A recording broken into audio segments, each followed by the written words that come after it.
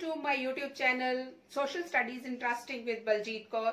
आप सब जानते हो कल हम स्टार्ट कर चुके हैं printing culture and the modern world, fifth lesson, and it is a lesson from history. This is very important lesson as far as the examination point of view is concerned. Dear students, mandatory lesson 6 points का lesson है. तो पहला chapter जो हमने start किया, let us have a quick recap. Printing culture शुरू हुआ था चाइना से. सबसे पहले मैन्युस्क्रिप्ट्स लिखी गई थी. आप जानते हो मैन्युस्क्रिप्ट्स क्या होती हैं. मैन्युस्क्रिप्ट्स होती हैं जो हाथ से लिखी जाती हैं, और जो स्क्राइबर्स थे, जो लिखने वाले थे, वो बहुत सुंदर, बहुत आर्टिस्टिकली लिखते थे. और वो जो आर्टिस्टिकली विद डिजाइन लिखा जाता था, that is called calligraphy. Designing and artistically written material, written books, that was calligraphy, and वो लिखी जाती थी. और उसके बाद क्या हुआ, चाइना में ही क्यों शुरू हुआ, क्योंकि वहां पर ब्यूरोक्रेटिक सिस्टम था. सिविल सर्विसेज के एग्जाम्स होते थे, स्टूडेंट्स अपीयर करते थे उस एग्जाम्स में, और बच्चों को बहुत सारी बुक्स की जरूरत होती थी. और इस डिमांड की वजह से, और धीरे धीरे वो डिमांड इतनी बढ़ गई कि फिर लोग भी बुक्स का यूज करने लगे, पढ़ने लगे आम लेजर टाइम में. तो इस तरह से चाइना से प्रिंटिंग शुरू हुई. मैं जल्दी से बता रही हूँ आपको. फिर चाइना से शुरू होकर प्रिंटिंग कहाँ पहुंची, जापान में पहुंची. जब जापान में पहुंची तो वहां पर कौन लेके गया, बुद्धिस्ट मिशनरीज लेकर गई जापान में. और जापान में 668 से 670 कुछ ऐसे, मतलब उस एजेस में गई थी. और उसके बाद क्या हुआ, जब जापान में गई, बुद्धिस्ट मिशनरीज वहां पर लेकर गए, तो वहां पर बहुत चीप बुक्स तैयार होने लगी, जिसकी वजह से बहुत सारी लाइब्रेरीज बनी. और मोस्ट ऑफ द बुक्स, वहां की थीम क्या थी, उन बुक्स की थीम थी, वहां पर ज्यादा क्या किया जाता था, वहां पर जो बुक्स थी वो ट्रैवलिंग पे होती थी, वो वुमेन पे होती थी, वो म्यूजिक पे होती थी, और वो आर्टिस्टिक जो ये फ्लावर मेकिंग वगैरह जो होता है उस पर होती थी. फिर क्या हुआ, जब हमने ये चीजें पढ़ ली तो हम आगे सीधे चलते हैं.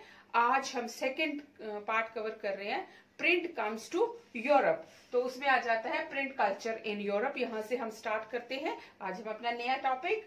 एंड बात आती है कि मैंने कल भी आपसे एक कहानी की तरह बात की थी कि क्या हुआ, जैसे कोरोना चाइना से आया, सबसे पहला ओरिजिन चाइना से हुआ, फिर वो यूरोप की तरफ गया. तो इसी तरह से प्रिंट कल्चर भी चाइना जापान से होता हुआ यूरोप गया. तो वही हम पढ़ने जा रहे हैं कि एक सिल्क रूट की बात हमने की थी. लेसन था, फर्स्ट लेसन आपका, the rise of nationalism in Europe. तो वहां पर हमने सिल्क रूट कहा था. For centuries silk and spices from China flowed into Europe through silk route. कि मतलब बहुत सेंचुरीज से क्या होता था, सिल्क और स्पाइसेस एंड बहुत सारी और टेक्सटाइल्स वगैरह जो थे, दे फ्लोड इनटू यूरोप. वो एक रूट था, उस रूट से सारी चीजें, ये सिल्क रूट उसको कहा जाता था. तो वहीं से पेपर भी गया, यूरोप में गया. तो वहां पर जो यूरोप में पेपर गया वो कैसा था, that was same as manuscripts. Manuscripts जैसे इंडिया में था, जैसे चाइना में था, वैसे ही मैन्युस्क्रिप्ट्स थी वो भी यूरोप में जब शुरू हुई. वर प्रोड्यूस्ड बाय स्क्राइब्स. मैंने आपको पहले भी बताया शुरुआत में कि जो डिजाइन आर्टिस्टिकली बहुत सुंदर सुंदर हैंड राइटिंग से बुक्स लिखी जाती हैं, वो मैन्युस्क्रिप्ट्स होती हैं. और जो सुंदर सुंदर लिखना होता है उसको कहते हैं कैलीग्राफी. डियर स्टूडेंट्स, तो in 11th century Chinese paper reached Europe via same route. कौन सी सेंचुरी थी, जब वो गया 11th सेंचुरी में चाइना से यूरोप में चला गया. तो वहां पर क्या हुआ, वहां पर कौन लेके गया, बात ये आ जाती है, मार्को पोलो. क्या नाम था, मार्को पोलो जो है वो इटली का एक एक्सप्लोरर था.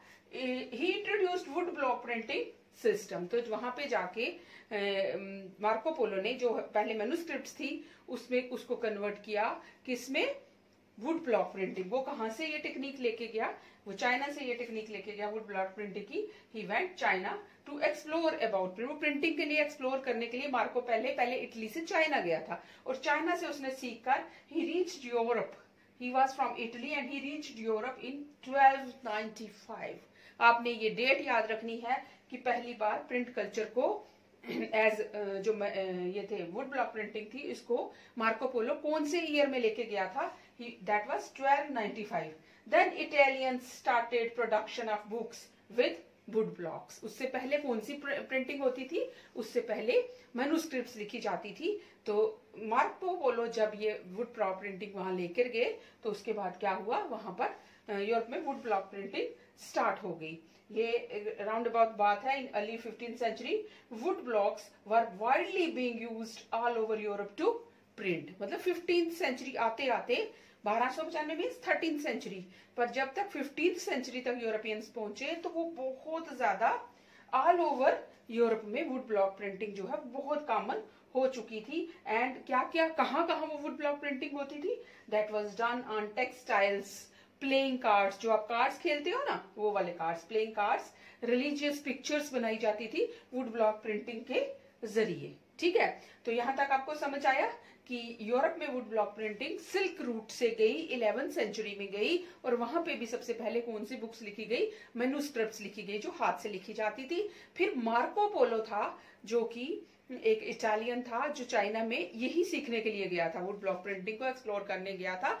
He went to Italy in 1295 and he introduced wood block printing, और फिर वहां पर वुड ब्लॉक प्रिंटिंग से बुक्स छपने लगी, जिसमें फिर बहुत सारी बुक्स टेक्सटाइल्स पे वुड ब्लॉक प्रिंटिंग होने लगी, कार्ड्स पे होने लगी, देन रिलीजियस पिक्चर्स बनने लगी। तो ये सारी चीजें जो थी यूरोप में फैल गई, प्रिंट इतना ज्यादा फैला, 15th तक वुड ब्लॉक प्रिंटिंग बहुत ज्यादा कॉमन हो चुकी थी। और जब इतने लोग प्रिंटिंग में इंटरेस्टेड हो गए, इतने ज्यादा लोग बुक्स में इन्वॉल्व हो गए, तो फिर क्या होता है, फिर डिमांड बढ़ती है, फिर सब लोग उसको ज्यादा से ज्यादा लोग पढ़ना शुरू करते हैं। तो इसी बीच में क्या हुआ, एक दूसरा नाम आपने याद रखना है। पहला नाम आपने ये याद रखना है मार्को पोलो जो लेके गया यूरोप में। दूसरा नाम आपने याद रखना है जिसने इसको बहुत ज्यादा एक तरह से रिवोल्यूशनाइज कर दिया, तो वो था जोहान गुटनबर्ग। क्या नाम है? Johann Gutenberg. तो ये जोहान गुटनबर्ग कौन था? ये एक गोल्डस्मिथ था, सुनार होते हैं ना सोने का काम करने वाले। तो वहां पर यूज होती थी ऑलिव प्रेस, सोना बनाने के लिए जो यूज होती है वो कौन सी? ऑलिव प्रेस यूज होती थी। और उसकी वही वाली नॉलेज लेके, वही वाली चीजों को समझकर उसने ऑलिव प्रेस का कंसेप्ट लेकर उसने एक प्रिंटिंग प्रेस बनाई, प्रिंटिंग प्रेस बनाई, और वो उसने परफेक्ट कर ली, मतलब वो काम कर रहा था उस पे, ऑलिव प्रेस को इम्प्रूव कर रहा था। तो 1448 डेट याद रखिएगा, 1448 में उसने उस प्रिंटिंग प्रेस को परफेक्ट कर दिया। He made a perfect printing press in 1448। ठीक है, तो वो किया कैसे, उसने शुरुआत कैसे की? Gutenberg created moulds for letters of the alphabet. जैसे मोल्ड्स, उसने मोल्ड्स बनाए, जैसे कि फॉर एग्जाम्पल वो प्लास्टिक के मोल्ड्स होते हैं जिसमें आप केक्स बनाते हो, तो किसी में हार्ट बना होता है, किसी में चोरस शेप होती है, किसी में स्माइली की शेप होती है। तो इस तरह से उसने वो मोल्ड बनाया, और मोल्ड कैसा बनाया? ABCD ऐसे अल्फाबेट्स का मोल्ड बनाया, और इस तरह से उसने वो प्रिंटिंग प्रेस जो है बनाने की कोशिश की, और फिर उसको परफेक्ट किया। कब? 1848 में। ठीक है, तो फिर क्या हुआ, he printed the first book that was printed in Europe. It was 1455। पहली बुक जो यूरोप में प्रिंट हुई वो कब हुई? 1455 में first book was printed and books name was Bible. पहली बुक जो प्रिंट हुई थी वो 1455 में हुई और उसका नाम था बाइबल। और सबसे बड़ी बात यह है कि इस प्रेस के जरिए total 180 copies of Bibles were printed. कितनी कॉपीज बनाई गई? 180 कॉपीज, बाइबल की 180 कॉपीज बनाई गई। बट बनने में कितने समय लगा? 3 इयर्स। 180 कॉपीज बाइबल की बनी, और वो उसको बनने में कितने साल लग गए? 3 साल लग गए, क्योंकि अभी शुरुआत थी ना, धीरे धीरे बन रही थी। ठीक है, तो इसलिए 3 साल इसको लग गए। फिर जब ये ज्यादा कॉमन हो गई तो उसमें बुक्स का जो उस समय में बुक्स प्रिंट होने लगी, तो उसमें क्या क्या फीचर्स थे? फीचर्स ऑफ बुक्स, मतलब बुक्स जो बनती थी वो कैसी थी? सबसे पहली बात क्या थी? Similar to manuscripts. पहली बात ये थी कि ये बुक्स वैसी ही थी जैसे मैन्युस्क्रिप्ट्स लिखी, हाथ से लिखी जाने वाली बुक जो प्रिंटिंग बुक्स थी वैसी ही थी। दूसरी इसकी खासियत ये थी कि बॉर्डर्स एंड डेकोरेशंस, मतलब उस बुक में बॉर्डर्स बनाए जाते थे। और फिर एक और चीज, उस बुक में जो इलस्ट्रेशंस थी, जो पिक्चर्स थी, और जो डेकोरेशन भी की जाती थी, फ्लावर्स वगैरह भी बनाए जाते थे।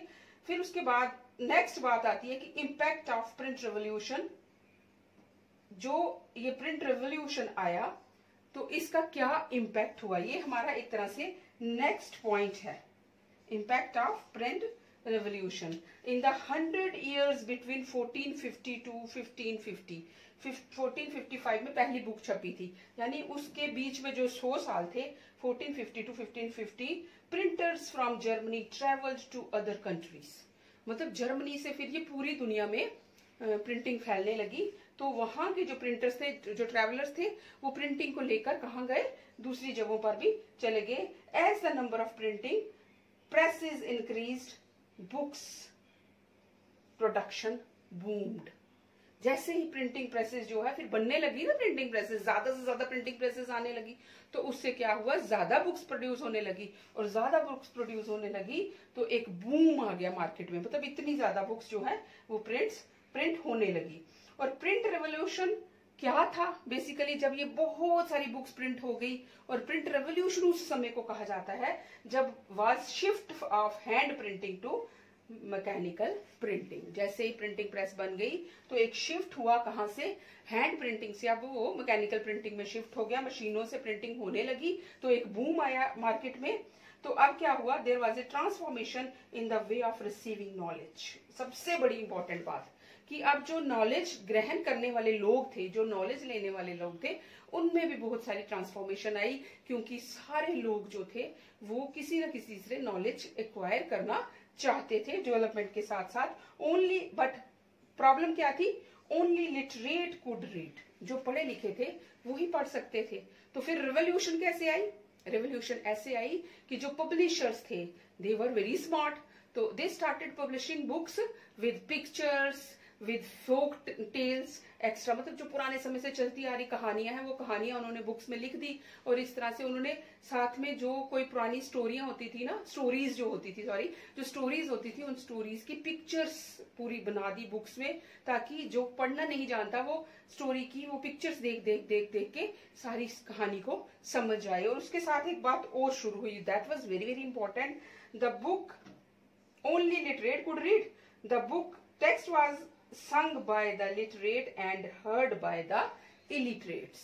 text was sung by the literates, यानी कि जो उसमें लिखा गया होता था, लोग गांव-गांव में घूम के जाते थे, बुक्स लेकर जाते थे, और वो वहां जाकर क्या करते थे, वो बुक को पढ़ते थे, और जो सुनते थे, मतलब वो जोर से गा कर सुनाते थे या बोल कर सुनाते थे, और जो इलिटरेट थे, जिनको बुक पढ़नी नहीं आती थी, वो उनकी कहानियां कानों से सुनते थे। तो इस तरह से बुक्स क्या हुई, बुक्स ना केवल पढ़ी गई बल्कि सुनी भी गई।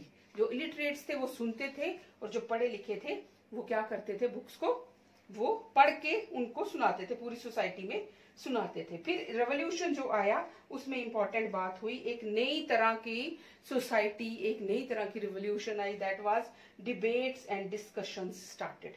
जब हम कोई चीज पढ़ते हैं, जब बहुत सारे लोगों की बातें सुनते हैं, जब बहुत सारी चीजें पढ़ते हैं, तो फिर हमारे दिमाग में एक बात आती है कि नए नए विचार जागृत होते हैं।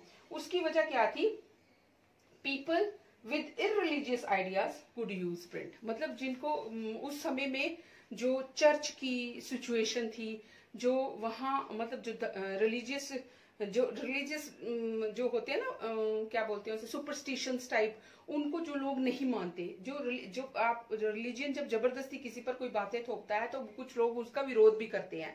तो वो जो लोग थे जिनको हम रिफॉर्मर्स कहते हैं, जो कि रिलीजियस रिफॉर्म लाते हैं, जो रिलीजियन में गलत बातें होती हैं उनको मिटाने की कोशिश करते हैं, वो जो रिफॉर्मर्स होते हैं उनको एक मौका मिल गया कि वो अब अपनी बातें जो है वो पब्लिश कर सकते थे, अपनी बातें वो लिख सकते थे, लिख के लोगों तक पहुंचा सकते थे, क्योंकि अब प्रिंट मीडिया आ चुका था। तो irreligious people used this as an opportunity. Okay, तो 1517 उसमें एक और नाम आप याद कीजिए 1517 में Martin Luther, he was a German reformer, religious reformer. Martin Luther, क्या नाम था, मार्टिन लूथर। 1517 की डेट थी। तो इसने भी ये चर्च की जो गलत बातें थी उनके बारे में बहुत कुछ वो पहले बोला करता था। जब प्रिंट कल्चर आया तो उसने लिखना स्टार्ट किया चर्च के खिलाफ। And his book, very very important book, और ये भी एक ऑब्जेक्टिव है कि हिज बुक 95 थीसिस, बुक का नाम क्या है, 95 थीसिस, थीसिस होता है जो हम मटेरियल कोई लिखते हैं ग्रांट पे, डेजर्टेशन टाइप। तो क्या हुआ, 95 थीसिस उसने लिखा, जो कि पूरा का पूरा चर्च के खिलाफ लिखा गया था, अगेंस्ट चर्च रिचुअल्स। रिचुअल्स होते हैं रीति रिवाज, तो चर्च की रीति रिवाजों के अगेंस्ट ये जो अपने मार्टिन लूथर था उसने लिखा। एंड फिर क्या हुआ, प्रोटेस्टेंट्स के उसकी ये चीजें पढ़कर फिर लोग उसकी बातों को सुनने लगे और एक और नई तरह का धर्म वहां पे आ गया जो कि प्रोटेस्टेंट्स कहलाते हैं। तो फिर बात आती है कि इतना खुली छूट इनको कैसे मिल गई लिखने की, बोलने की। जब कोई आवाज उठाता है पहले तो पता नहीं चलता, लेकिन जब धीरे धीरे धीरे उसकी बातें जो है वो पूरे यूरोप में फैलने लगी, किसकी, मार्टिन लूथर की, या मार्टिन लूथर के जैसे और बहुत सारे रिफॉर्मर्स की। तो फिर चर्च के जो लीडर्स थे, चर्च के जो हेड्स थे, उनको ये बात बुरी लगी, तो उन्होंने अगला काम क्या किया, उन्होंने फिर प्रोहिबिशन का काम किया, यानी कि रोकथाम। होता है ना जब कोई किसी पर कोई चीज बहुत फैलती है तो फिर उस पर किसी तरह से रुकावट डाली जाती है या रोका जाता है या प्रोहिबिट किया जाता है। तो उसकी वजह से फिर क्या हुआ, कंट्रोल इम्पोज्ड, यानी कि बुक्स प्रिंटिंग पर कंट्रोल आ गया, यानी कि अब हर कोई हर किसी तरह की बुक्स को प्रिंट नहीं कर सकता था। Prohibited books by church, church ने बुक्स पर प्रोहिबिशन लगा दी। एक इंडेक्स निकाला, इंडेक्स ऑफ प्रोहिबिटेड बुक्स, एक इंडेक्स निकाल दिया कि ये बुक्स जो है जिसमें चर्च के खिलाफ लिखा गया था, वो एक पूरा इंडेक्स लिख दिया, 1 2 3 4 5 वो वाली बुक्स के बारे में लिख दिया कि ये बुक जो है वो प्रोहिबिटेड है और उसके खिलाफ कार्रवाई की जाएगी जो ये वाली बुक को पढ़ेगा। तो इस तरह से जब बहुत ज्यादा यूरोप में बुक्स बहुत ज्यादा फैली, बहुत सारे लोग जब बुक्स पढ़ने लगे, फिर सोशल रिफॉर्मर्स, रिलीजियस रिफॉर्मर्स आए, जब उन्होंने लिखना और बोलना शुरू किया तो फिर चर्च ने उन पर प्रोहिबिशन लगा दी, उन पर रोकथाम लगा दी। अभी तक हम यहां तक इस लेसन को करेंगे आज के चैप्टर में, फिर इसको हम नेक्स्ट रीडिंग मैनिया जो है वो हम नेक्स्ट टॉपिक में करेंगे। तो let us have a quick recap जो आज आपने पढ़ा, वेरी वेरी इंपॉर्टेंट। इसमें से कोई 6 7 8 क्वेश्चंस ऑब्जेक्टिव्स के निकल रहे हैं 1 मार्क के, तो आप ध्यान से सुनिए। सबसे पहले प्रिंट कल्चर यूरोप कैसे पहुंचा, सिल्क रूट से पहुंचा, ये एक इंपॉर्टेंट बात आपने सीखी। दूसरी चीज आपने क्या की, वहां पर सबसे पहले कौन सी लिखी जाती थी, मैन्युस्क्रिप्ट्स लिखी जाती थी। तीसरा आपने क्या सीखा कि वहां पर लेके कौन गया, मार्को पोलो, और मार्को पोलो कहाँ का था, इटली का था। तो वो कहाँ लेकर गया बुक्स को, इटली लेके गया, इटली जो कि यूरोप में है। तो 1295 में ये बुक्स को वहां लेकर गया, तो उसके साथ ही वुड ब्लॉक प्रिंटिंग को लेके गया और वुड ब्लॉक प्रिंटिंग शुरू हो गई। फिर आपने सीखा कि सब वो कौन था जिसने प्रिंटिंग प्रेस बनाई, जोहान गुटनबर्ग था, जिसने ऑलिव प्रेस को परफेक्ट करके एक प्रिंटिंग प्रेस बना दी, और उसके बाद एक रेवोल्यूशन आ गई पूरी प्रिंटिंग टेक्नोलॉजी में यूरोप में। ठीक है, तो फर्स्ट बुक जो बनाई गई दैट वाज, छपी जो first book that was 1455 Bible, and उसकी कितनी कॉपीज थी, 180 कॉपीज थी। बेटा जितनी बातें मैं ये बोल रही हूँ ये सब बहुत इंपॉर्टेंट है, ये सब एक मार्क्स के क्वेश्चन है। जरूरी नहीं है कि आपको इसमें से कोई लॉन्ग आंसर क्वेश्चन आ जाए, हो सकता है इसमें से 3-4 क्वेश्चन शॉर्ट आंसर ही आ जाए, बिल्कुल ऑब्जेक्टिव टाइप ही आ जाए। तो ये बातें याद रखिए, बाइबल। और दूसरी चीज क्या है, 180 कॉपीज बाइबल की, ये भी एक इंपॉर्टेंट पॉइंट है। उसके बाद जो एक और इम्पोर्टेंट पॉइंट आपने इसमें सीखा, जो बोलो एक रिलीजियस रिफॉर्मर था और उसकी लिखी हुई बुक का नाम था 95 थीसिस। क्या बुक थी, 95 थीसिस। और उसकी डिबेट्स एंड डिस्कशंस की वजह से, उसके जैसे लोगों की डिस्कशंस की वजह से चर्च ने बुक्स को प्रिंट करने में किसी तरह की कुछ खास बुक्स को बैन लगा दिया, प्रोहिबिट कर दिया। And this was all about print came to Europe, one part. Have a nice day students, we will meet tomorrow, and याद रखिए like and subscribe my channel। क्या है, कौन सा चैनल है, social studies interesting with Baljeet Kaur. Have a nice day students।